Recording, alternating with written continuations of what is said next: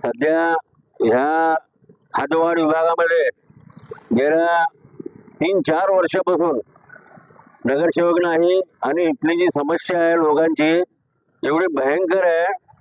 आरोग्य खातं तर दुर्लक्ष करतो. पाण्याचा नियोजन नाही. 6-7 दिवसाला पाणी येत आहे. जोपर्यंत आपण मोटर लावत नाही पाणीच येत नाही. तरी इथल्या प्रशासकाला माझी विनंती आहे जास्तीत जास्त इथं लक्ष द्यावा. आणि मी दुसरी गोष्ट ह्या भागामध्ये एवढी अडचण आहे. तुम्ही कादरी हॉस्पिटलच्या समोर जर गेला 1.5 फूट 2-2 फूट पाणी साचतंय. आणि जरा पुढे गेला कुमटा नाका त्या भागामध्ये जर विचारू नका.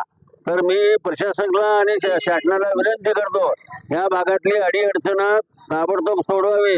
कारण रोगराई एवढी पसरलेली आहे. नेहमी इथं कुठल्याही प्रकारची सुविधा नाही हदवाडी भागमध्ये, खास करून नई जिंदगी भागामध्ये.